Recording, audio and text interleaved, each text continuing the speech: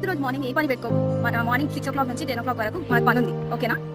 Hello mummy, 4th రోజు నువ్వు ఖాళీ ఉండాలి, పిల్లలను తీసుకోవాలి. ఓకేనా? ఏం పని పెట్టుకోకు. Okay done. Hello morning sir, నాకు 4th రోజు ఏం అపాయింట్మెంట్ పెట్టకండి. I'm on leave.